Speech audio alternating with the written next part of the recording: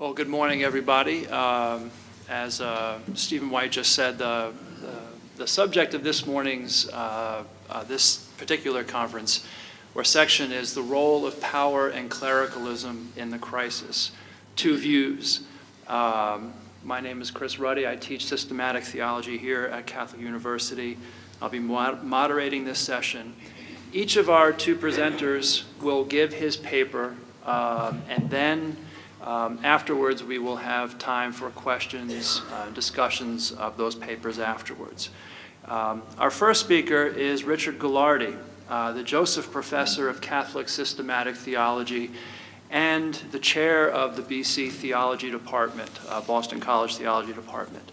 He previously taught at the University of Toledo from 2001 to 2011 as a Thomas and Margaret Murray and James Bassick Professor of Catholic Studies, and at the University of St. Thomas Graduate School of Theology in Houston from 1991 to 2001.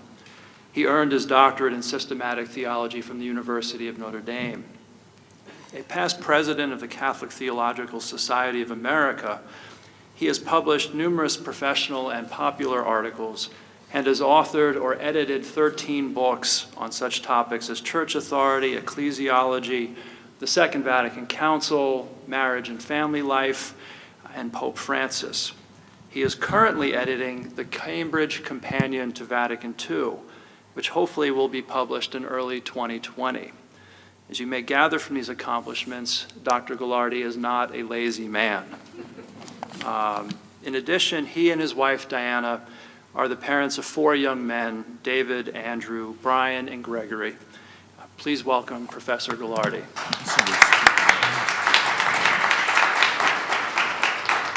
Good morning. Let me begin by acknowledging how honored I am by the invitation to participate in this event, even as I'm saddened by the current crisis in our church that makes such an event a necessity. I don't believe it's necessary for me to outline the contours of our current crisis. You wouldn't be here if you were not already well familiar with the many horrific accounts of clerical sexual abuse perpetrated on the most vulnerable, and the shocking revelations of episcopal complicity and cover-up. We've already encountered in our church a wide range of responses to this crisis, and more will doubtless be offered today. Yet in the midst of many calls for a new commitment to policing, investigation, transparent reporting that holds perpetrators accountable, I'm convinced that we must pursue a more probing analysis into the deeper causes of this crisis. In his September 2018 letter to the people of God, Pope Francis identified the evil of clericalism as a principal cause of our crisis. Francis had already, on previous occasions, denounced clericalism, which he has defined as an attitude marked by a sense of ministerial superiority and a failure to remain close to the people one serves. Soon after the appearance of the Pope's letter, Bishop Vincent Long of Parramatta, Australia, warned, however, against imagining clericalism simply as an attitude manifested by certain individuals.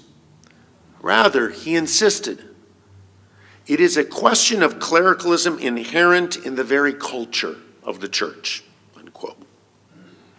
His employment of the term culture is worth exploring further.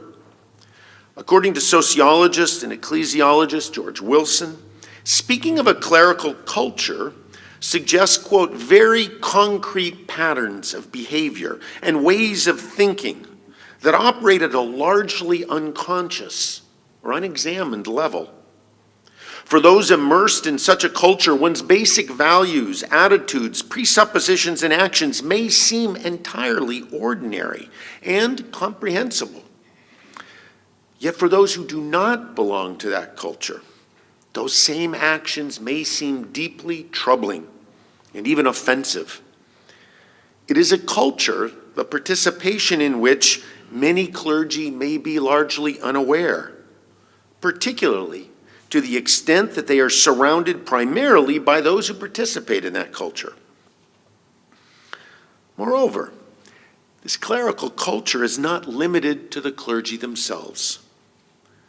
To the extent that the laity share the same cultural presuppositions, that is, to the extent that we willfully accede to clerical claims to privilege and uncritical deference, we help sustain that culture, rendering many of its most problematic features invisible. Now, the existence of clericalism, it is worth pointing out, is not indicated by the mere presence of a clergy. The term clergy or cleric, frankly, although it has canonical standing, is not a term with a great deal of ecclesiological value.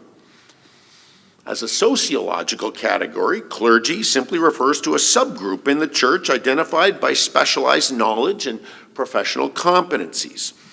And in any organization as vast and differentiated as the Catholic Church, it's hard to imagine there not being some kind of clergy. However, we begin to encounter clericalism when basic and necessary ministerial distinctions are hardened into a caste-like separation marked by privilege, uncritical deference, and dominating power with respect to the lay faithful. What are some indications of this clerical culture? First, we can see it in a persistent preoccupation with the maintenance of a distinct clerical identity, an inordinate fascination with clerical garb and titles, which is not to be confused with a practical recognition that some of these things have a real value.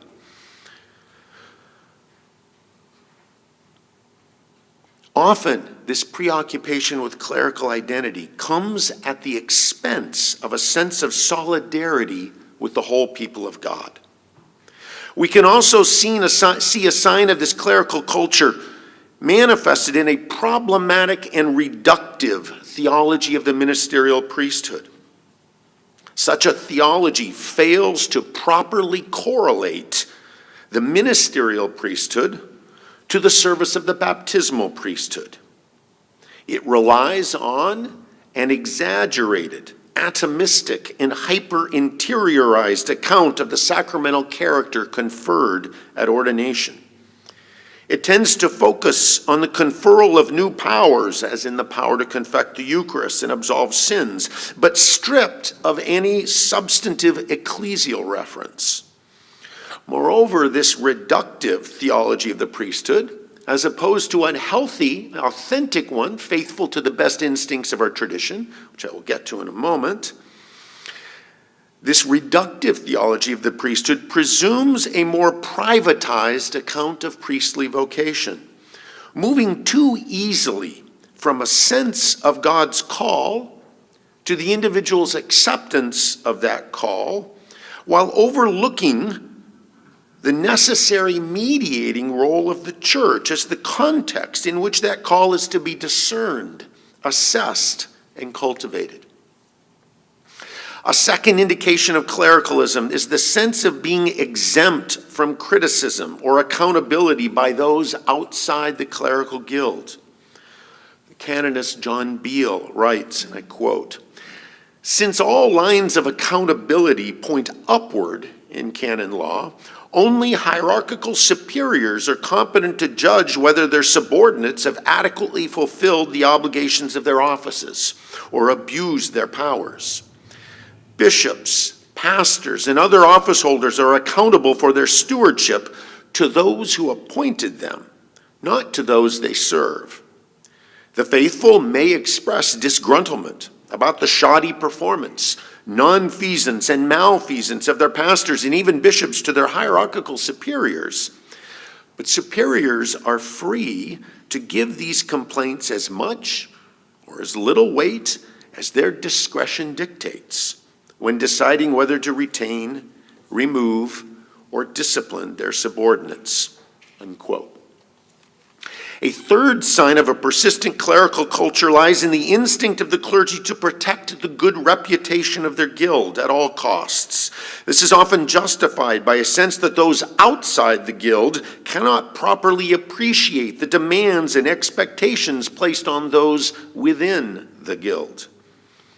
Finally, while a balanced ecclesiology will acknowledge the diversity of roles and ministries in the life of the church, clericalism will redeploy these distinctions to justify a hierarchical superiority, the exercise of dominating power, and the expectation of uncritical deference. Now, although we may be tempted to limit our attention to the ministerial priesthood, the seeds of clericalism lie just as much in the current theology, structures, and practices associated with the episcopate. One of the unfortunate ambiguities of the Second Vatican Council's teaching on the ministry of the bishop concerned whether one should situate the bishop first in terms of his relationship to the entire College of Bishops with the Pope as its head, or in relation to his local church. There are conciliar passages that can be found in support of both tendencies. Yet today, church law and custom continue to accentuate the bishop's relationship to the Episcopal College as a whole, and the Pope in particular, and to attenuate his relationship to his flock. Here again, we see one of the features of a clerical culture, an emphasis on belonging to an elite group, in this case the Episcopal College, and a weakened sense of solidarity with and accountability to those they would serve. Consider that approximately 40% of today's bishops, including ordained church diplomats, many Vatican bureaucrats, and every auxiliary bishop, is assigned to a titular see. That is, they are made bishop of a diocese that once existed but no longer does today. So technically, every bishop is ordained to serve a local church, even if that church possesses no living members. How can such a custom not trivialize the bishop's relationship to the local church? We must consider as well that since the 19th century, it has been the practice of the Vatican to appoint bishops to dioceses with minimal input from the local churches themselves. Add to this the fact that bishops today are frequently transferred from one diocese to another, often as a form of ecclesiastical promotion from seemingly peripheral pastoral assignments to more prestigious sees.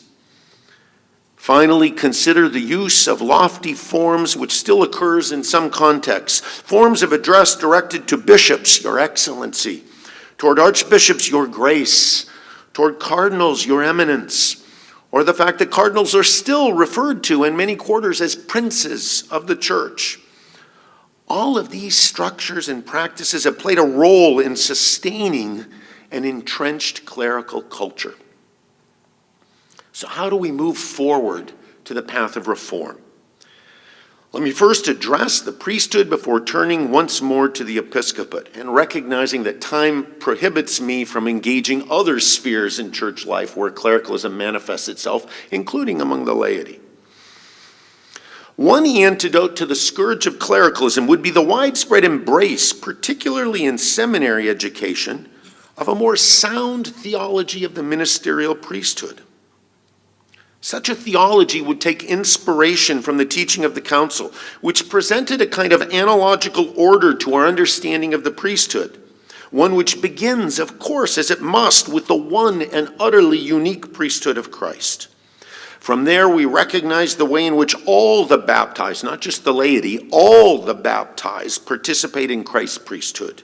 And finally, we acknowledge the ministerial or ordained priesthood, which exists to serve the priesthood of all believers. Indeed, although it was not consistently developed, one of the most helpful contributions of the council was its emphasis on the need for the ordained to identify, support, empower, and order the many charisms of the baptized. A sound theology of the ministerial priesthood would recognize that ordination is not, in the first instance, about simply the conferral of special powers. Rather, ordination draws the ordinand into a new relationship with Christ and Christ's church sent in mission.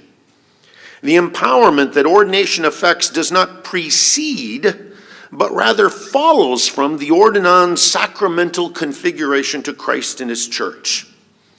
This is why I believe the council chose not to make use of the more static notion of the priest as an alter Christus, another Christ. Rather, the council employed the more dynamic and relational language, noting the priest is ordained in persona Christi capitis, in the person of Christ the head. By baptism, of course, all of us are called to live in persona Christi. The priest is ordained into a distinctive relationship to Christ's body, the church. It is a relationship of headship, yes, but not conceived hierarchically as that term is popularly understood, but according to a leadership of service. The priest is head precisely as Christ is head, not as one to be served, but as one called to serve, not as one whose feet should be washed, but as one who washes the feet of others.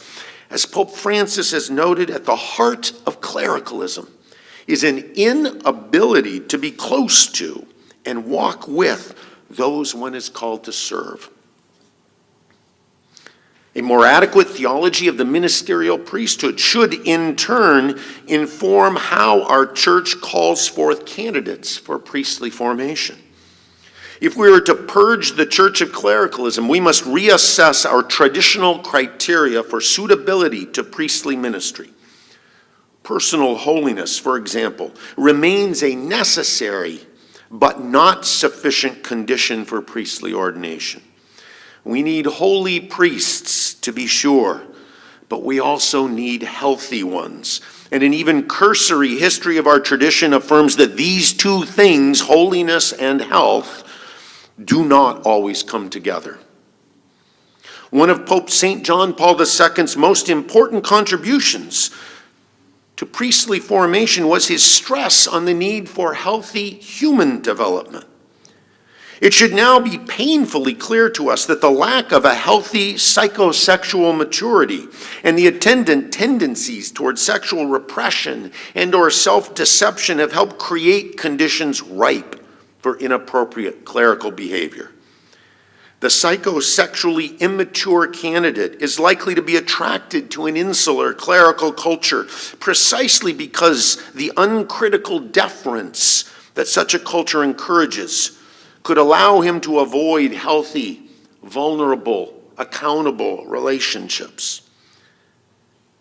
Now, it's important to add, given the cultural tendency to pathologize celibacy, we must emphasize it is psychosexual immaturity that lies at the heart of clerical sexual abuse, not one's status as celibate or married.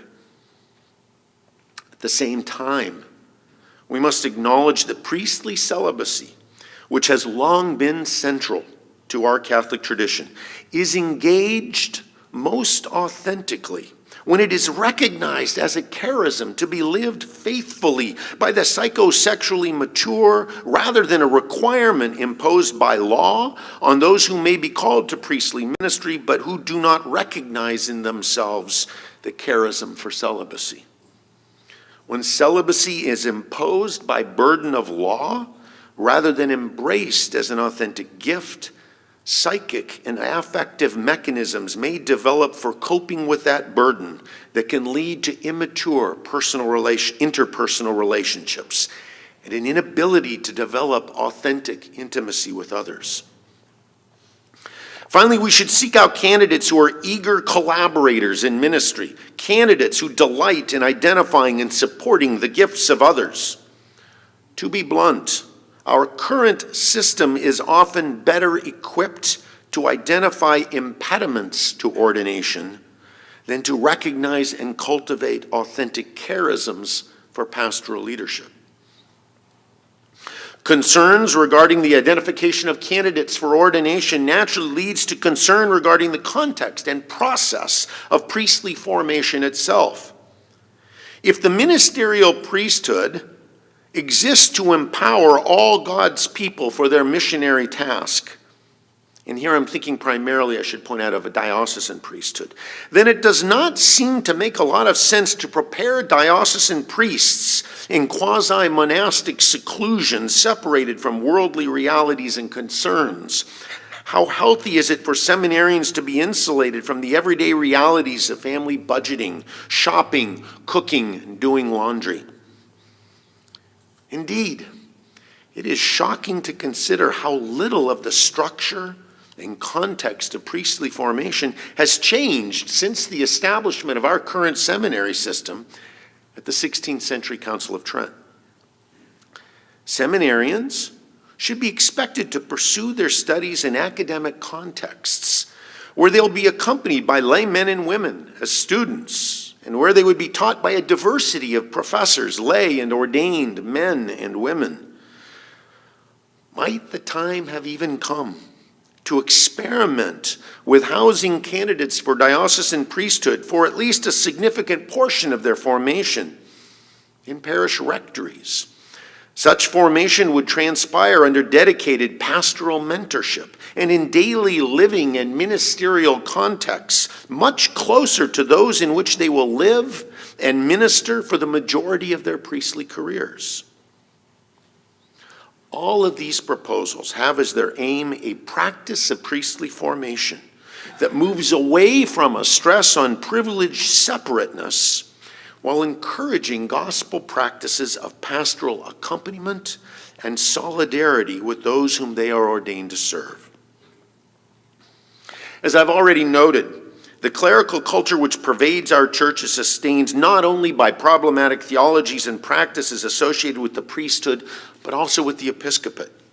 The structural weakening of the bishop's relationship with his local church is a significant factor in the perpetuation of a clerical culture. In the church of the first 4 centuries, the bishop's relationship to his local church was maintained by much deeper and more profound solidaristic bonds with the local church than are present today.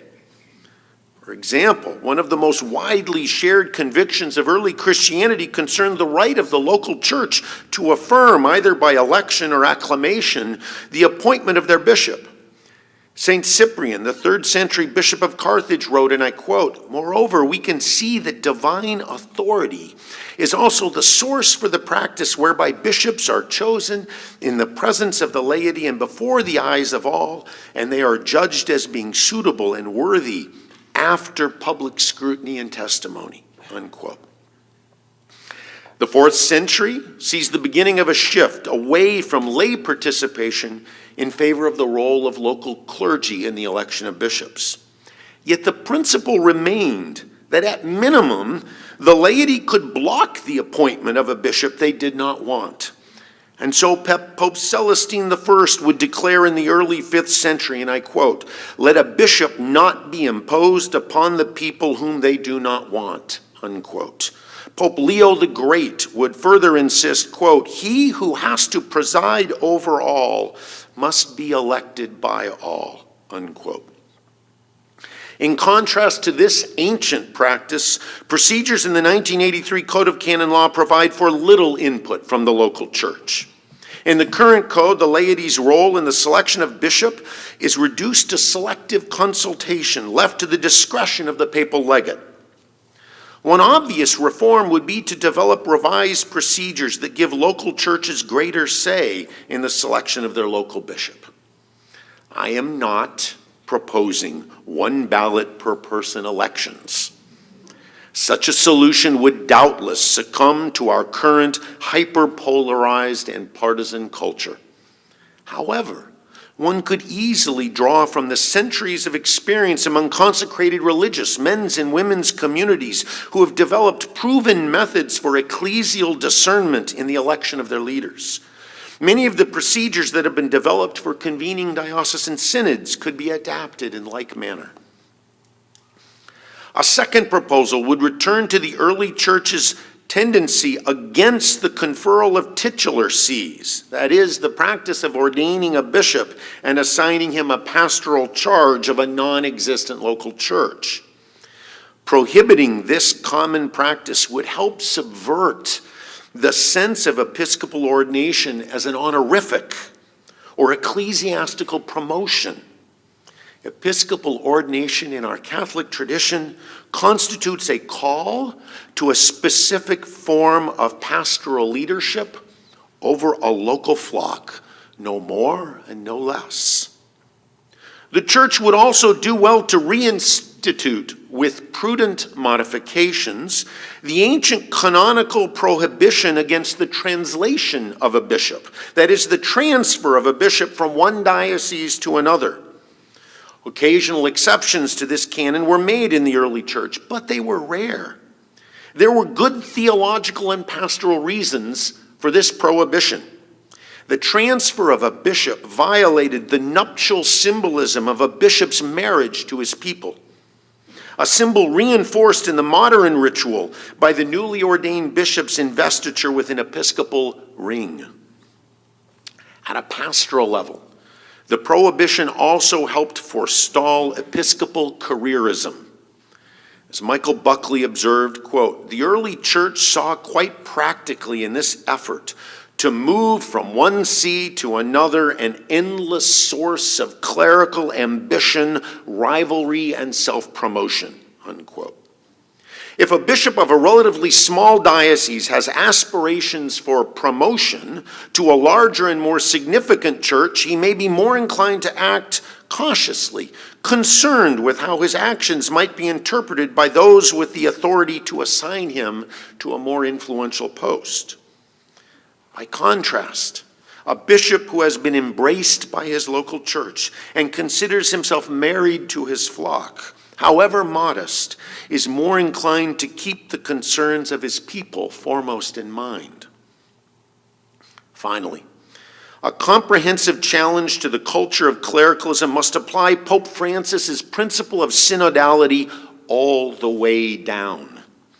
Prayerful listening to the laity by bishops and all clergy, while necessary, is not sufficient if we are really intent on breaking up the clerical sedimentation that exists in our church. Or, to transpose metaphors, we cannot pour the new wine of ecclesial synodality into the old wineskins of canonical structures still tainted by clerical privilege. What is needed is a richer culture of collaboration in church governance at all levels. Certainly, there are quasi-synodal institutions currently available in canon law that hold promise, such as pastoral and diocesan councils, diocesan synods, and plenary councils like the one currently being planned in the Church of Australia. If diocesan synods and provincial or plenary councils are to be effective instruments of synodality, however, we must dramatically expand lay participation and provide deliberative and not merely consultative vote for lay participants. New institutional structures beyond those currently available in canon law must also be developed that draw the laity into a fuller participation in the governance of the church without compromising the distinctive apostolic oversight of the Pope and bishops.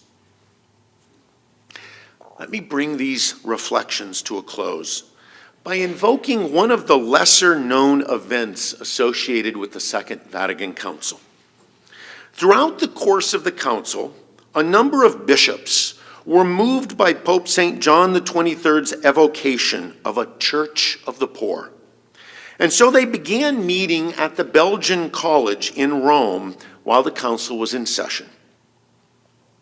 These bishops had become persuaded of the need to engage in a more evangelical ministry, one inspired by direct gospel imperatives. And in the fall of 1965, as the council was drawing to a close, some 40 bishops gathered quietly in the Domitilla catacombs outside of Rome, where they celebrated the Eucharist and signed a pact which would come to be known as the Pact of the Catacombs. This remarkable pact included the following pledge, which I excerpt. We bishops, assembled in the Second Vatican Council, are conscious of the deficiencies of our lifestyle in terms of evangelical poverty, motivated by one another. We will try to live according to the ordinary manner of our people in all that concerns housing, food, means of transport, and related matters. We do not want to be addressed verbally or in writing with names and titles that express prominence and power, such as eminence, excellency, lordship. In our communications and social relations, we will avoid everything that may appear as a concession of privilege, prominence, or preference to the wealthy or the powerful. Accordingly, we will make an effort to review our lives. We will seek collaborators in ministry so that we can be animators according to the Spirit rather than dominators according to the world. We will try to make ourselves as humanly present and welcoming as possible. And we will show ourselves to be open to all, no matter what their beliefs. May God help us to be faithful." Unquote. If we are to succeed in purging our church of the scourge of clericalism, we will need church leaders prepared to enter into the spirit of this historic pledge. But it will also require that we, the lay faithful, enter into our own review of our lives, mindful of the ways that we too have been complicit in the rampant clericalism in our church. For none of us is exempt from the call to conversion that authentic Christian discipleship requires. Thank you very much.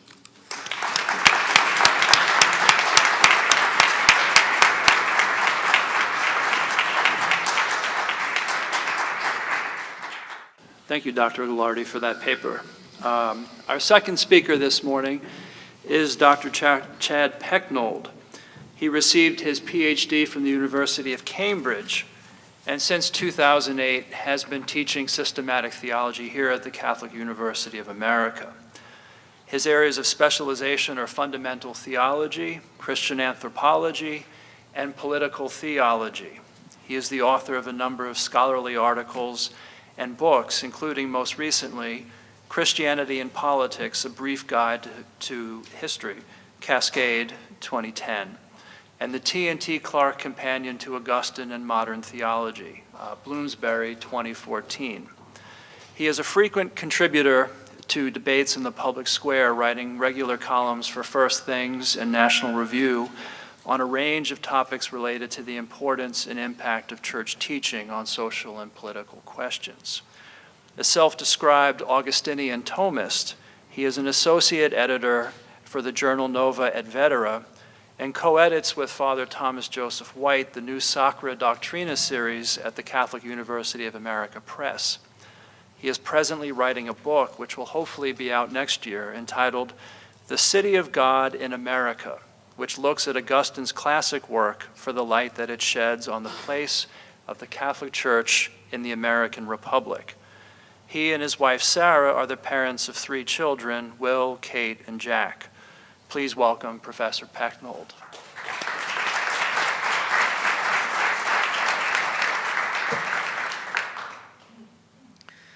The 20th century was a brutal one.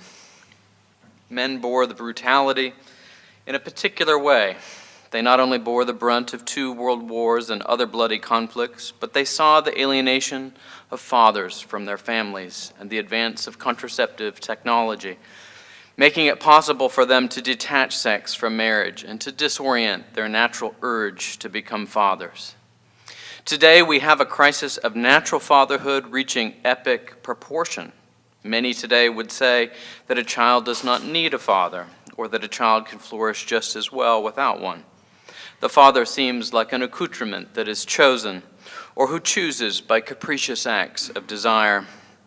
The scholarly research on fatherhood runs counter to all this.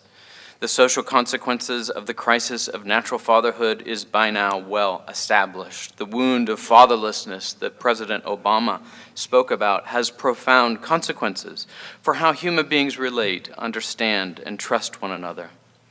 The same crisis is now visible to us in the sacramental order of fathers under the term clericalism. What is clericalism? It is a relatively new word. People mean by it various things. It's not hard to imagine that word on the lips of 18th century French revolutionaries who wanted to remove priests and bishops from public life entirely. When some hear clericalism, they hear what is, in fact, anti-clericalism. Today, in places like California, legislators want to pass absurd laws that compel priests to break the seal of confession.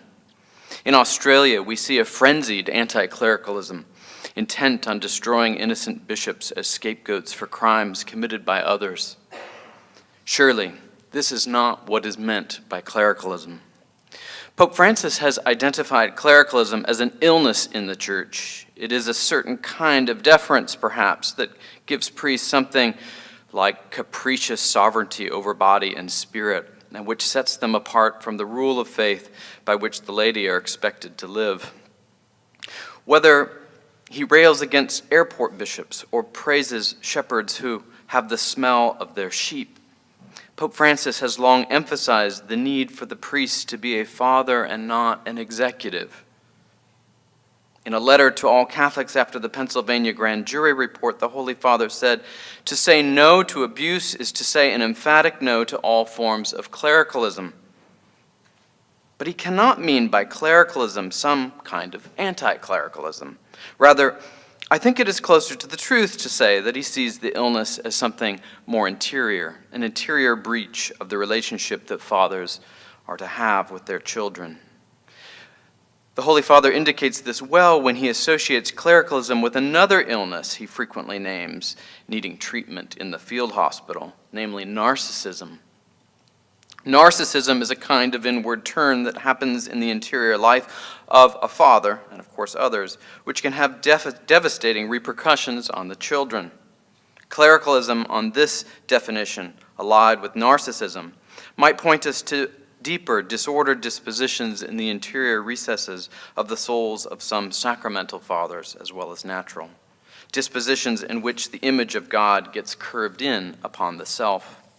Thus, I think we can speak about clericalism not simply as a problem with hierarchical order or power or privilege, or as a kind of omerta that keeps secrets among a family of sexual sinners. It may be some or all of those things. But I think if we want to get to the theological roots of the crisis, we should attend to clericalism as an illness deriving from an interior deformation that alienates men from their heavenly Father and disorders the way they see the image of God in the mirror and also in the pews of praise, which they sometimes mistake for a mirror. Put simply, we must not think about clericalism simply as an illness of power, lest we be overcome by the temptation to think that everything can be understood in terms of power rather than in terms of the truth about God. My central thesis this morning is that clericalism is not simply a crisis of power, but of spiritual paternity. It is a crisis that has no other cause than that absurd privative turn away from the face of the Father. My aim this morning is to look at three developments in modern theology that coincide with the years of abuse. I do not mean to suggest that modern theological developments or even deformations are causal of sexual abuse. In fact, I do not think clericalism is itself a causal explanation. At best, the law of iniquity is a quasi-law that follows no direct lines and admits to no easy explanations. Yet clericalism is a decent correlative explanation that deserves to have its depth sounded. Rather, I want to look this morning at how shifts in how theologians have thought about God in the 20th century, how they've thought about morality, and how they've thought about liturgy have either helped or hindered a turn away from the Father that is so evident in culture and also in instances of clerical abuse. Each turn tells us something important about how our crisis is rooted in the formation of the Imago Dei, how the image is formed or deformed in us, especially in how we see God, how we imagine him, how we imitate and worship him, and how our vision of the Father may form or deform us, depending on what we see. Since, as Aquinas teaches, human fathers are only fathers by analogy to God the Father, it follows that the corruption of the fathers is itself rooted not so much in power, but at its depth is rooted in the primal turn away from the primary analogate, God. So first, God. First things first. We must examine how theological vision can change almost without us noticing. Pope Benedict in his Regensburg address attacked the voluntarist and nominalist turn away from the Father, which he saw at the root of a kind of radical skepticism he saw gripping atheistic visions of the university. The address was controversial at the time for the simple reason that he identified a theological problem in Islamic thought that was analogous to a theological problem in Catholic thought. He turned to a 14th century dialogue between a Byzantine Catholic emperor and an Islamic thinker from Persia.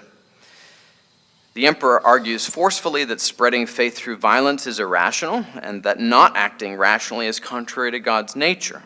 To the well-read emperor, metaphysics and as well as revelation teaches us that God acts in accord with his nature, which is good, and his nature is supremely intelligible as the uncaused cause of all reality. Genuine faith will be turned towards this intelligibility. It will be a reasonable faith. But the Muslim interlocutor is recorded as saying that God is not bound even by his own word, and that nothing would oblige him to reveal the truth to us. Were it God's will, we would even have to practice idolatry.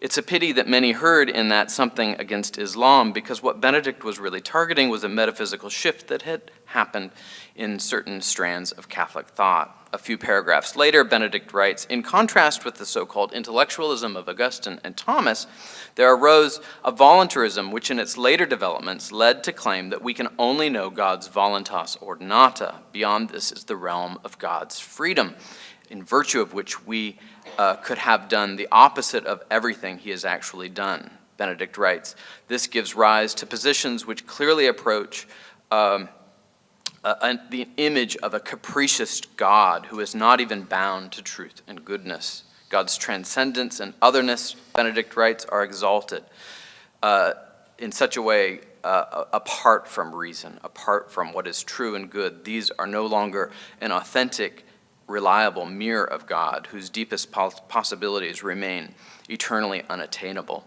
and hidden behind his actual decisions, end quote. The Father's commands may be contrary to everything you know to be reasonable in this framework.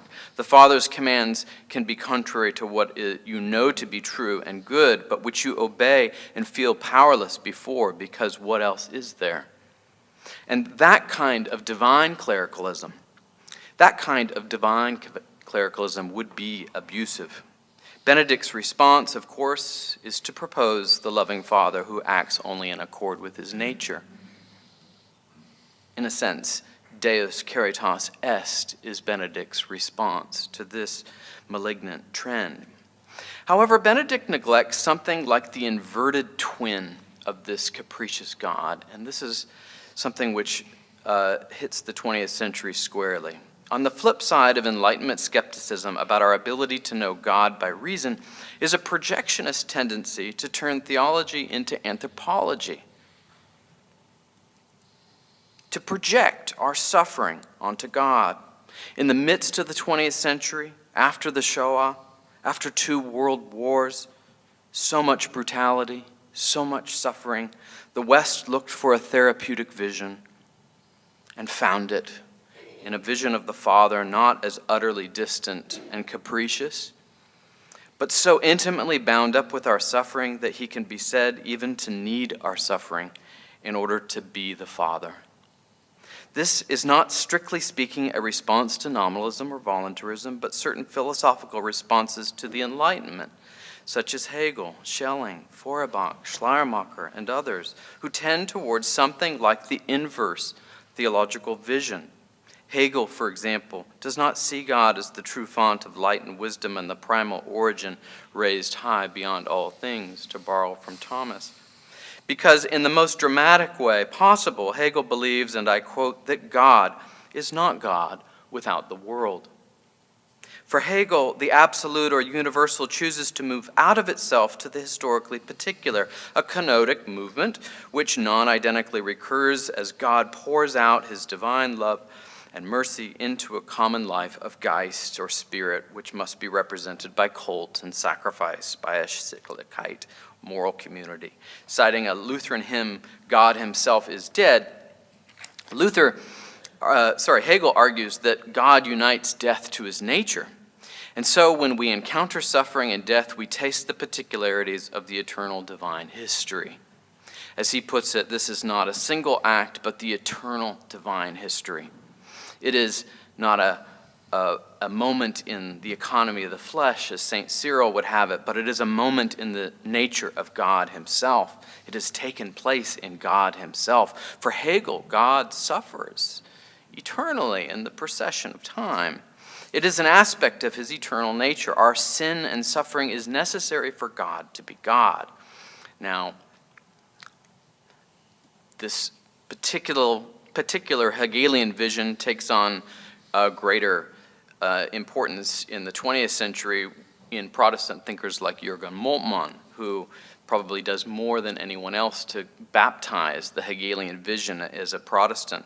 A Hegelian divine passibility is exposed in Moltmann's book, The Crucified God, which collapses the traditional distinctions between God the Father's eternal, unchangeable, impassible relation to his eternal Son, and the kenotic descent of the Word into the temporary economy of the flesh. For Moltmann, an eternal and impassible divine nature is a Hellenic metaphysical error, which prevents us from seeing that the Father suffers on the cross in the cry of dereliction. Eberhard Jungel, another Protestant theologian, will write books with titles such as God's Being is in Becoming. Post-conciliar Catholic theologians of the Concilium and Communio schools resisted this, but imperfectly. Karl Rahner reaffirms the classical teaching on divine impassibility and denies passibilism, but by collapsing traditional distinctions between the processions and missions and God, or what he calls the interchangeability of the immanent and economic trinity, Rahner comes very close to thinking about a supernatural existential as a quasi-formal aspect of God's being revealed in and through authentic human becoming, which is not quite God's being is in becoming, but it certainly raises questions about whether this could turn our vision of the Father into a mirror of our own experience. Balthasar attempts to outwit the Hegelian collapsing of God into history through the concept of supra-suffering in God, yet at times Balthasar's own treatment of the cry of dereliction in his theology of Holy Saturday sounds similar to Moltmann's eternal rupture in the relation of the Father and the Son. I do not mean to pick on Rahner and Balthasar. They were the finest theologians of a century. But they are examples of a kind of creative rethinking about God's nature that was being done in the 1960s, 70s, and 80s. After these heroic theologians passed, after the giants of the initial post-conciliar period retired, there would arise theologians who were not nearly as smart, but now, perhaps for the first time in millennia, described their vision of God less according to the creeds and more according to identity politics. As if looking in a cultural mirror, they might envision God as a woman, or as gay, or as Hispanic, or as a polyamorous therapist. So, over the long run, far too many students are exposed then, in this period, to visions of God very much like what Ludwig Feuerbach said were the only visions of God possible, mainly a mere projection of ourselves, capricious and changeable in the divine nature, just as we can be capricious and changeable in the human nature. In this sense, the passibilist turn, I want to argue, achieved more effectively what the nominalist turn began, a collapsing of the relation with the eternal Father into a relationship with ourselves writ large, narcissism. By contrast, the Chalcedonian vision is one of an eternal, unchangeable, impassible Father who unites human nature to himself in the economy of the flesh, not in order for himself to become himself through our suffering, but to suffer our sins on the cross in order to save us from that suffering due to us by those sins. The Chalcedonian sees the hypostatic union as one which affects not a change in God's nature, but a change in our nature, which affects not a change in God's relationship to us, which is always good and eternally loving, but a change in our relation to the Father, coming to partake in his divine nature through the union with the eternal Word made flesh for a purpose. Seminarians were trained by small armies of theologians, many of them very good, but the contemporary theological trends that I've outlined were inevitably learned, and if not rejected, they informed how a generation gazed at God.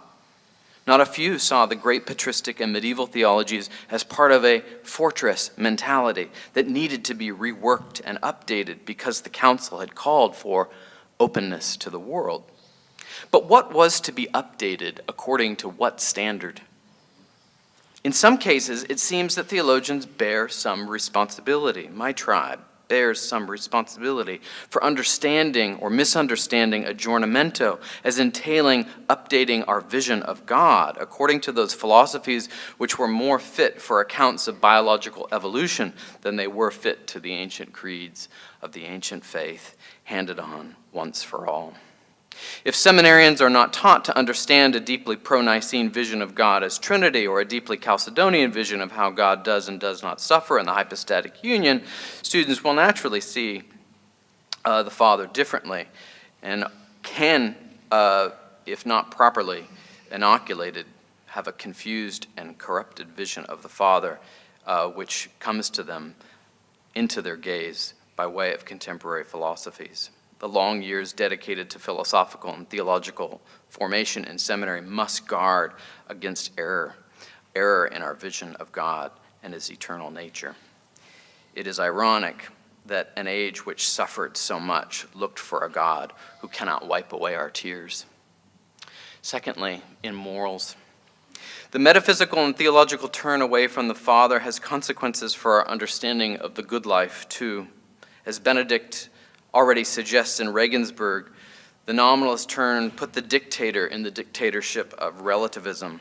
Once God's intellect and will have become detached, once we see the common good as something like the consensus view rather as that which is ordered to God, once we see in late modern democratic culture that the good can only be known through consensus of a community which decides which counts as good, then no longer do we think well about the good life, either by the precepts of natural law or divine law.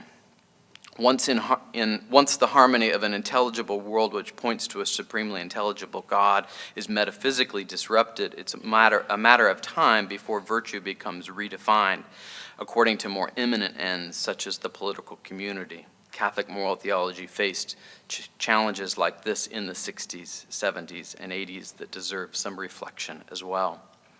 In the early 1970s, when my late father studied at a Jesuit university in Seattle, Washington, he encountered priests who taught him, he once told me, situation ethics. For those who don't know, situation ethics was a term of art popularized by a Protestant moral theologian named Joseph Fletcher, whose 1966 book, Situation Ethics, was hotly debated in America on television programs and in universities and in seminaries. It proposed a new ethic of loving concern, but which was little more than utilitarianism. It proposed Fletcher proposed that if the end of an action is love, that justifies any means to arrive at that loving end.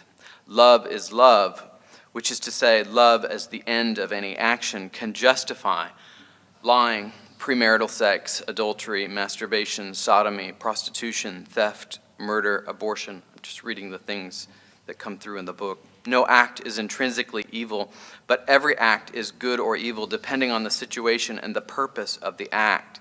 If you understand an act as ordered to the end of loving concern, then this justifies the means to that end. If you really love grandma and I know you do, and you want her to feel no pain in the declining years out of loving concern for her. This loving concern justifies euthanasia. The Nazis, of course, were not motivated by loving concern, and so their euthanasia acts were immoral. But if the situation was different, so could the morality of the act be different. If the end is love, then the end justifies the means. Whether the Jesuit priest taught my dad situation ethics to immunize him against such ideas or not, I do not know. I wasn't in the classroom. I was just a glimmer in his eye. I suspect that my father walked away from the course with this concept of situation ethics because the priest was teaching proportionalism. But situation ethics was a phrase more easily grasped by a 20-something-year-old, to say something more simply. Whatever my father learned in that class, it was his view that the Catholic Church after the Council was updating how it taught moral theology. He did not know what to think about this, my father.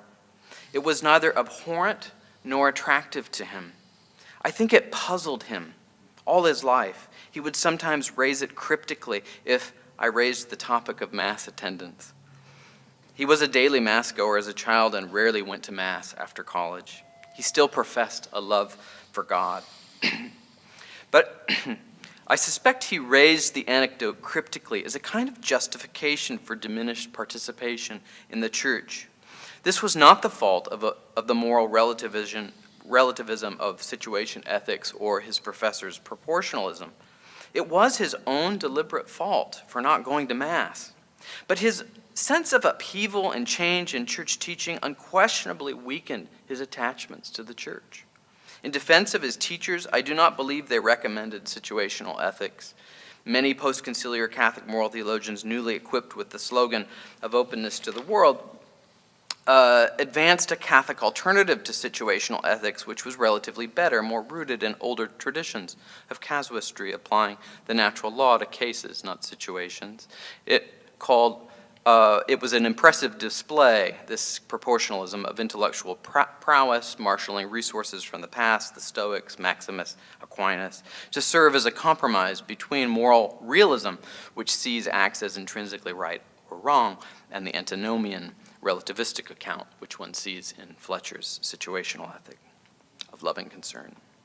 It was this proportionalism which equipped Catholic moral theologians with new arguments about the Church's moral teaching, updating ancient truths in accord with modern contemporary views.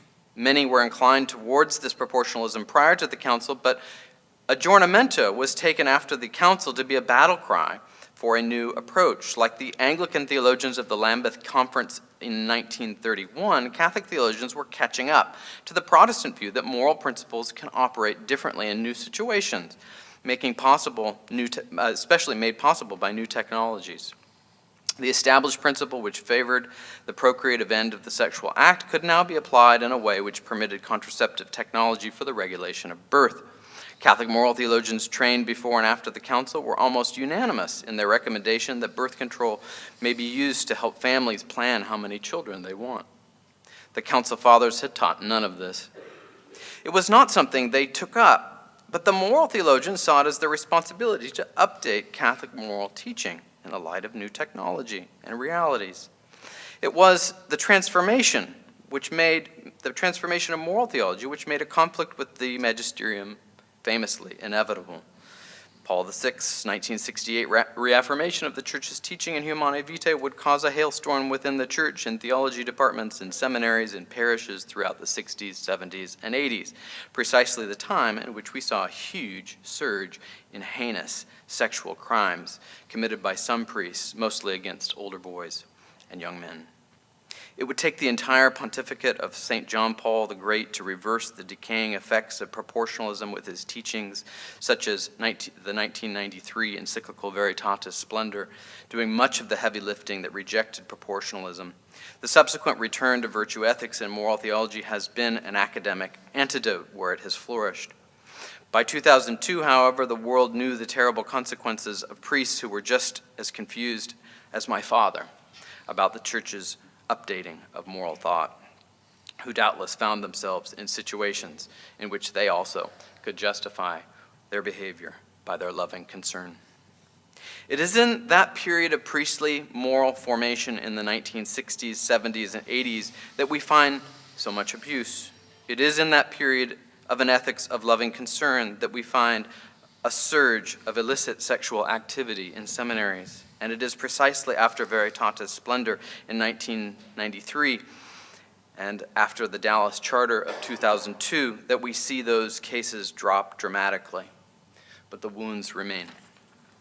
The moral wounds of ethical relativism are, in fact, I think, father wounds, because they fail to help us think about how our actions are intrinsically ordered or disordered according to God's transcendent goodness, raised high beyond all things. Our moral imagination is brought low to situations and cases, rather than raised up to the intelligibility of the highest good, which is also charity. The priest or bishop who knows best how to handle a situation to bring about the greatest good for the greatest number is not, I would argue, a father. He is a proportionalist. He is a bureaucrat. But more importantly, his own standard is no longer the face of the Father. This is clericalism. A world grown weary in its turn away from transcendent being, which is turned away from the highest good, will continually look down to the lowest goods on a scale for its solutions, and they will not heal. In a world turned away from the Father, it is inevitable that the conscience will darken. It will see through a light dimmed all the way down, and it will therefore make the kind of judgments that one would expect from a person who sees God as a dictator, as capricious, or as from a person who gazes at God as a passibilist, emotivist God who shares eternally in our every passion, in our every loving concern, however ordered. Thirdly and finally, the liturgy. Finally, I want to speak sensitively of the third turn away from the Father. This is the most difficult because it will inevitably sound as though I think the Novus Ordo Mass is the problem, when I think no such thing.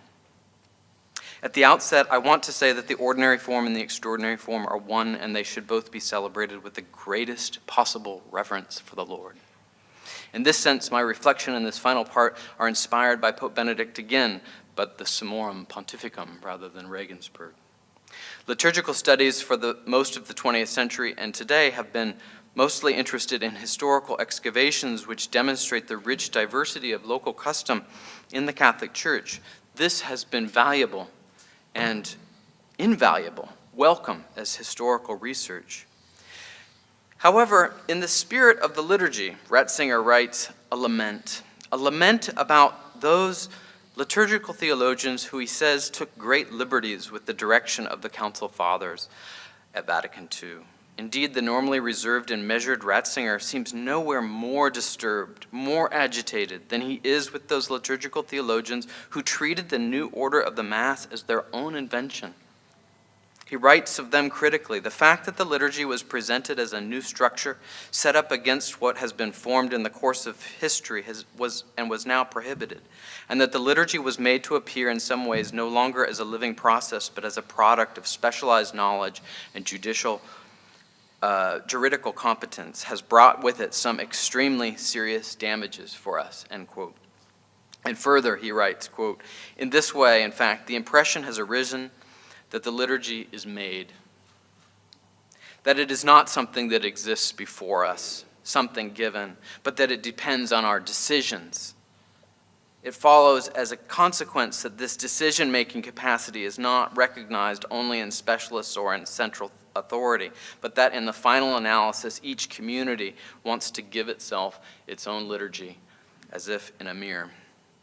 But when the liturgy is something each one makes by himself, then it no longer gives what is its true quality, encounter with the mystery, which is not our product, but our origin and the wellspring of our life.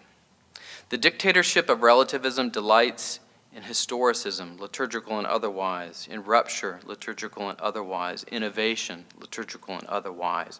Creative fidelity in the liturgy becomes a kind of way of justifying human performance rather than a solemn work of God that transports us mystically to Calvary. Instead, we turn towards one another in positivist horizontal ways, as if to gaze at one another rather than the Father. Perhaps Benedict draws the correlation I'm most after when he simply states the ecclesial crisis in which we find ourselves today depends in great part on the collapse of the liturgy. End quote. As CDF prefect Ratzinger writes in Dominus Jesus 16, the church is not something that invents itself from below.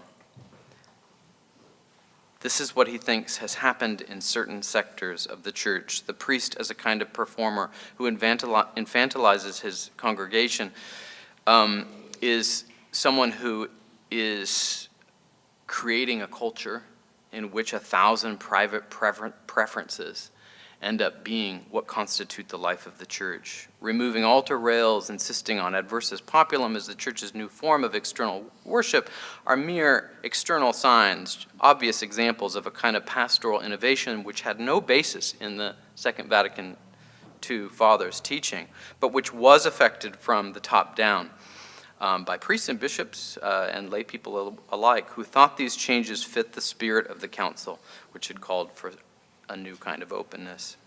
In an issue of Nova et Vetra, Cardinal Avery Dulles writes that Ratzinger saw liturgical relativism at the heart of the crisis because liturgy presupposes that the heavens have been opened up and that God is coming to his people. Ratzinger argues that liturgical relativism in the post-conciliar period reduced the Mass to the immanent frame in much the way metaphysics gets reduced from thinking about being to thinking about human power and relation. And this brings us full circle back to clericalism and Ted McCarrick. Ted McCarrick was a kind of emblem for the wrong kind of openness to the world. The wrong kind of openness to the world is not so much a problem with what direction the external altars are facing or which direction the priest is turned in relation to the people, but has more to do with the direction of the interior altars of our hearts. McCarrick was the very definition of a worldly priest who had worldly tastes and whose interior altar was undoubtedly turned in upon himself, narcissist performer that he was, whether in the White House or at the beach house. There is a good kind of openness, to be sure. The openness that Vatican II actually called for wasn't an accommodation with the world, but a mission to change it, a mission to illuminate it with the eternal truths that Christ entrusted to the church. The kind of openness that McCarrick represents was different. It was desperate to make and remake the church in the world's image. Now, to anticipate an objection that will surely come from some quarters, these are emphatically not causal claims. It is perfectly possible for a sexual predator to speak well about God, moral truth, and about external forms of worship and still be internally disposed to betrayal. A healthy external vision, taught well, will not simply produce automatically virtue and holiness.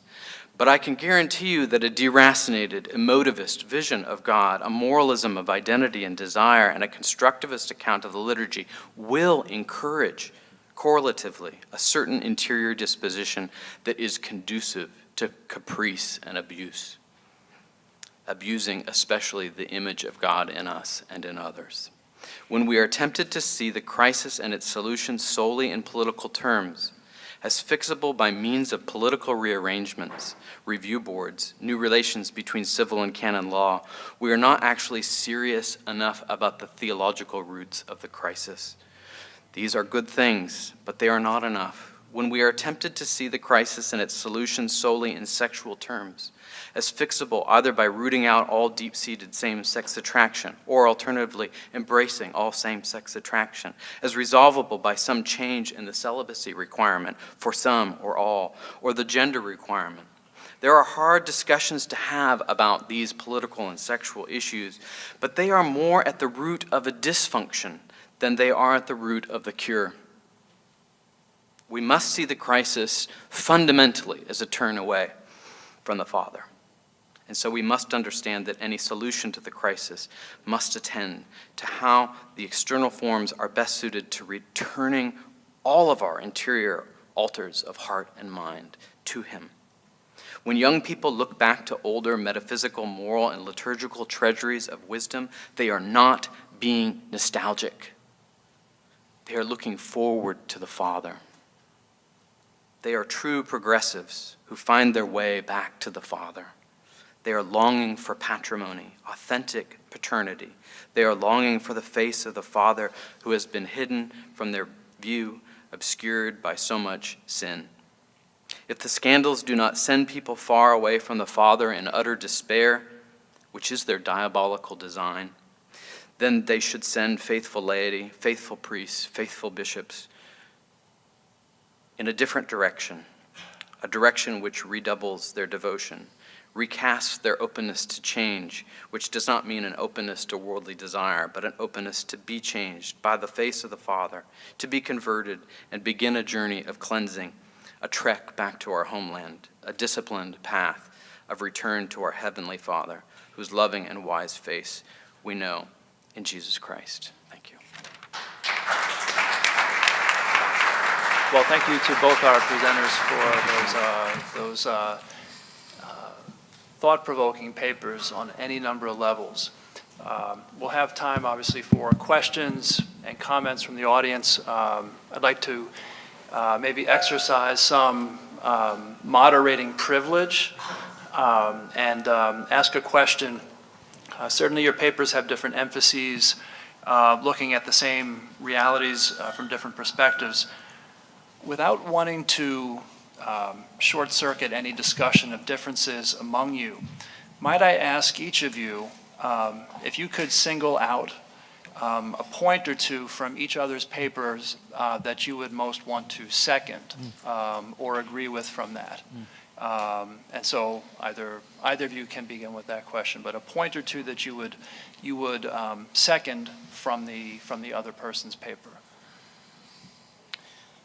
Yeah, I'm happy to second almost everything in that paper. That very fine. Oh, into the mic. Is it on? Yes. Okay. I'm happy to second almost everything in that paper. Different emphases, as you say. I actually don't want to say that there's no reforms that can happen at the level of the political. It's just that that's more symptomatic than it is at the theological roots of the crisis. And so, in a way, I think I can affirm just about everything that Professor Gaillaredtz has to say, and then say, but I think somebody with the orange tie from New Orleans was here who asked about what contribution does systematic theology have to offer. I think this is at least a start, a beginning reply to that question that was asked. What kind of contribution does systematic theology have to make? Well, in one sense, I think we actually have to pay attention to how we form seminarians in theological reflection in a way where the theological views fit our worship. And I really do see a lot of the kind of theologian as dissenter. The theologian as dissenter was almost a stereotype of the theologian from the 70s and 80s that was inevitably going to show up in terms of how people were formed. But in no way do I think it's instead of paying attention to political reforms, which Professor Gaillaredtz has rightly spoken about. Thank you. We took such significantly different approaches, so I want to think a little bit about this, and I have tremendous respect for Professor Pecknold's speculative skills and reading of the history of theology. I would probably take issue with certain aspects of it, but I would agree with him that there is a danger of a certain theological sloppiness that has pastoral and ecclesial consequences, and I certainly am in sympathy with at least certain elements of his critique of some moves that have been made in post-conciliar theology. I actually have a considerable sympathy with his concern about a too easy move to embrace divine passibility, which I think is often well-intentioned but has significant negative consequences for the life of the church. And so there certainly are elements of his critique there in terms of kind of disciplined reflection on the doctrine of God that are worthy of our further exploration. I think I'll stop there. Great questions. Right here. Yeah, so a question about the stuff that you, Pardon me. Oh, would sorry. Everybody, please just briefly introduce yourself and any affiliation you think important. Dan Burns, I'm a fellow here at the Institute for Human Ecology. A question about the stuff that you almost all agreed on, about the collegiality, the overemphasis on collegiality in the bishops that you criticized in the first paper. I objected to the way that you characterized it as aristocratic. I would prefer courtiers. I think I wouldn't want bishops to be aristocrats either, but in many ways, aristocrats would be a step up. Aristocrats are at least responsible to a local populace that they have some connection to, whereas courtiers are simply dependent on an absolute monarch. If that's true, then my question is, I liked an awful lot of these practical proposals for reform, ending titular sees, ending the shuffling around of bishops, more role of the local diocese in the election of bishops. My question is, how on earth would you ever get Rome to accept any of them? Because generally speaking, absolute monarchs like courtiers and don't like aristocrats.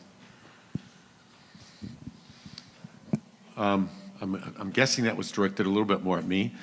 Yeah. If I could quibble just a little bit, my complaint was not with the notion of collegiality, but with the fact that at the Second Vatican Council, I believe there's a tension between two different forms of collegiality, and that was part of what I was trying to highlight there. And so there's a universalist model that I think is actually more problematic, that which is found in Lumen Gentium 21, than what we would find in 22 and 23. But that gets to be technical. I mean, it's a tremendous task before us, but a Jesuit pope who takes the name Francis seems to believe that he can begin to affect the kind of ecclesial conversion that would be necessary for these kinds of reforms to make sense. And I do think his commitment to synodality is as a creative and yet faithful rereading of the Council's reformist vision has a fighting chance of affecting precisely the kinds of transformations that I'm proposing.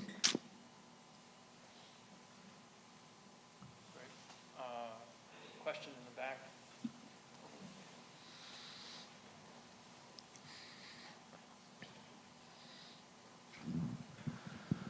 Hi, I'm Bethel Bramwell, Oblate of Mary Immaculate. I teach at Catholic Distance University. Professor Gaillaredtz, you talked about various reforms. Would you have any thoughts about reform in canon law? One cardinal said to me, anything that he tries to do with his priests, they go to Rome immediately and they win. That's just his cynicism, but it points to a problem. Yeah. Well, did you want to speak to that? No. I'm well aware that we have eminent scholars in canon law in the room, so one learns after a while to speak only in fear and trembling in the presence of canonists. Only exceeded by speaking in the presence of biblical scholars, in my view. Not to put too fine a point on it, I think in hindsight, and hindsight is 2020, one of the most unfortunate features of the 1983 Code of Canon Law is that the process of revising the code happened immediately after the close of Vatican II. And I think in hindsight that was a mistake because there had not been sufficient time for the ecclesial intuitions of the council to take root in the life of the church. And so I think the code is excellent in its slavish quotation of the documents of the council and considerably less successful in having internalized some of the deeper ecclesial intuitions that were present at the council. And so without picking on one point or another of the Code of Canon Law, it just seems to me that there were important insights from the council. For example, and I'd like to return to this. This is one of those sneaky things one does when one takes the answer to a question as a chance to respond to one's conversation partner. I think one of the lacunae of the Code of Canon Law, frankly, is that it does not reflect Vatican II's effort to develop a more robust pneumatology. So, for example, a theology of charism is not sufficiently present in the Code of Canon Law. And this will be my opportunity to offer a friendly amendment to Professor Pecknold's characterization of my proposals as political. though I take that from a political theologian to be in some ways a great compliment. I would insist that they were properly ecclesiological and that my own appeal to power is dependent much less on a Foucauldian analysis than a retrieval of a robust pneumatology, a theology of power that needs to be properly appropriated in the life of the church. Now, I suspect you wouldn't disagree with me about a properly theological understanding of power. But sometimes characterizations of these kinds of reforms get dismissed as merely political and can miss, it seems to me, the far more significant ecclesiological import of what we're after here.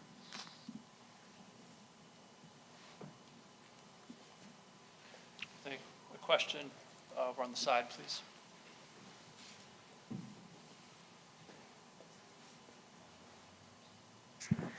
Hi, my name is John Grubowich, priest from the Diocese of Brooklyn and with the Sales Media Group. First off, thank you so much for a great presentation. I've really liked lots of your work that you put out for many years now, so thank you. It's great hearing you live. I think the thing that brings the synthesis for both you guys is we're really dealing with the crisis that I experience personally as a priest, that I see with my brother priests and with myself, of struggling with what I would call clerical bachelorhood. Meaning that, there's this idea that, am I really committed to someone, something? Because a lot of times we live lives, and I put myself in this category, where we have lots of things at our disposal. We are able to live a very comfortable life. We don't have to worry about the bills that lay people have to worry about. And yet the other thing too, a bachelor, of course, is not a father. So a bachelor doesn't have to necessarily understand who the Father is, God the Father, nor how to convey the Father's love to the people that he serves. So I think the synthesis for both of you guys is really looking at this idea that's really plaguing the clergy of priests, I think, acting as professional bachelors. And I think that maybe what we could kind of talk about here is, in the seminary, the great irony is that men spend time in the seminary in a semi-cloistered type of environment, but I don't think they're walking away with the art of contemplation for them to contemplate the love of God the Father, that they can in turn be able to reveal that to the people that they were able to see. So this is a crisis of not really understanding, ultimately, the love of God the Father. And I think even people who get very into older traditions, which, whether it's liturgical or philosophical things that they want to revive, I'm not convinced that they're looking at that more as an end rather than a means of coming to know God the Father's love. So maybe you can both address this, because I know both you guys have a thing for Dorothy Day, which I do too, and I know that maybe both of you can kind of maybe also throw her in this mix here too. And I'm also going to tell you too, I have to give a talk on Thursday about Dorothy Day, and so I thought that maybe I can just get a lot out of this whole question here. Okay, Father. Thank you. Peace. Nice try. Well, I thank you for that comment. I want to just share something personally that has been very important for our family, which is having something very important for our family has been, I won't name him, but some of you may know, we have a priest who has been very important to our family and has been very much a part of our family for Sunday dinners and for a kind of joining our life as a family. And I think there was a time in the church where that was far more common. I think there was a time in the church where priests were very much a part of families. Not like they were showing up for spiritual direction or anything. They were just showing up for a beer or an old-fashioned or what have you. And I think we've lost in the church a kind of gentility. Somebody spoke about aristocracy. We've lost a kind of gentility in which priests are maybe not friends with every family, but there's a family or two that become important to them and that they become a part of. And I really think priests move around a lot, or moved around a lot, but usually local enough that you could sustain relationships with a couple of families. And I don't know how to do this or how to encourage this. Maybe Rick does, but people have proposed having families live in seminaries. I think that's totally unrealistic, and frankly, I couldn't imagine how that would be really conducive to this. But I think there's something more informal that could be encouraged, in which priests actually had real connections with families that weren't conceived as spiritual direction, which weren't conceived as hierarchical, but was conceived about the relationship between the parish and the so-called domestic church. That there could be a kind of fraternity in that could be encouraged and could be a venue of health, and maybe heal some of the breach. Well, here we should cherish once again another moment of agreement between the two of us. I certainly don't want to put families into the seminaries. You might point out I did mention rather provocatively moving the seminary in some ways closer to the family. So I proposed something admittedly radical and something simply to explore, but what would happen if a greater part of a seminarian's formation were to take place in settings that were far more proximate to parish life and family life? So houses of study attached to a parish where support groups of committed Catholic families might be there to walk with the seminarians, to invite them and introduce them into the rhythms of the domestic church, into the particular moral and spiritual challenges of living the life of the domestic church. So I actually think there's a lot to be said for that situation. And just a footnote to that, I have a 15-year-old who listens to me and Father talk, and listens to us talk about natural and sacramental fathers and the differences. And I don't know if he has a vocation, but being able to have your children hear those kinds of conversations is very important. Great. Question in the back, Shane.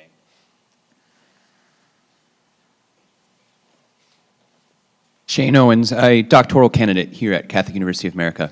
Thank you to both professors. This is a question for both of you because I think there's a kind of common connection here. And I certainly agree. I study Augustine and theology of the episcopacy, which is my research topic, so I think a lot about these questions. But your point, Professor Gaillaredtz, on the strangeness of the auxiliary bishop being married to a church of, like, you know, some ancient Irish or North African church that no longer exists. And I think that spousal connection is obviously the kind of natural corollary to the paternal analogy that Dr. Pecknold talked about, because you're a spouse to be a father. And so kind of to both of you, because it touches on the spousal and the paternal character of mainly bishops in this case and less priests, the question I'm thinking about is the problem of the Episcopal Conference.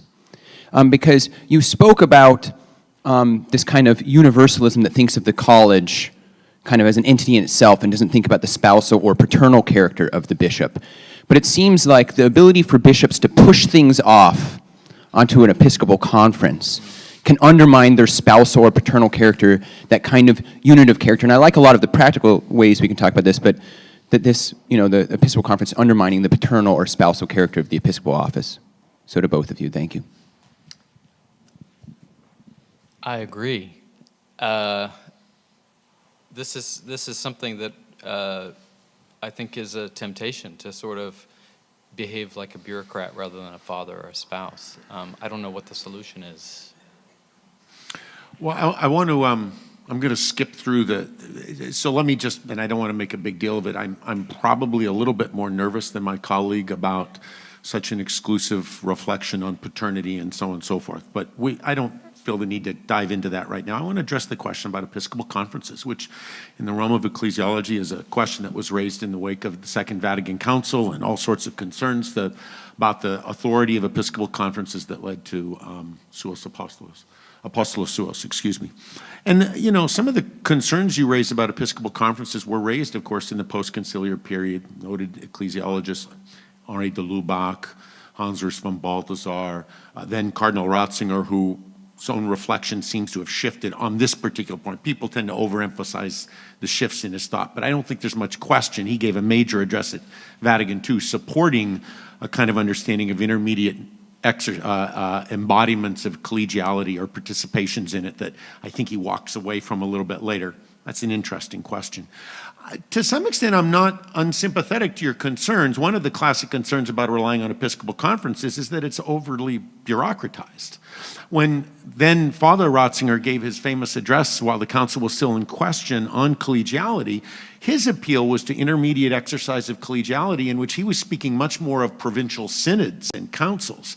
And so one of the things that I think we need to be doing is moving away from overemphasis on bureaucratized entities like Episcopal conferences and a retrieval, as Australia is doing, of the rather untapped provincial, plenary, and provincial councils, which I think are far more helpful for any number of reasons, but not the least of which because canonically there's provision for a greater participation of the entire people of God.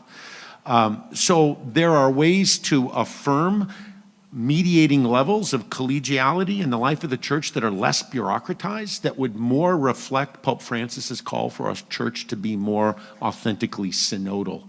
I actually harbored the hope, to be honest, coming out of the 4-day conference that Pope Francis held with presidents of Episcopal conferences, that he would hold up Australia and say to the presidents, go back to your churches and come up with some mechanism, if it's not a plenary or provincial council, something like that, that is going to allow the people of God to give voice to their profound sense of alienation and so on and so forth, and to create a mechanism that is genuinely synodal. And, you know, his commitment to decentralization, or I would call an ecclesial principle of subsidiarity, makes him reluctant to kind of impose from on top universal solutions.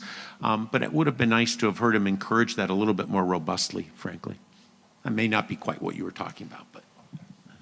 Thank you. I remember that after 2002, a number of American bishops proposed having a plenary council in the U.S., and that went nowhere. I know. That was dead on arrival, basically. Right. So that's a possible way forward. We've reached time for this session, so please thank Professor Gaillaredtz and Professor Pecknold for excellent papers and excellent conversations. Thank you very much. Thank you. I really appreciate it.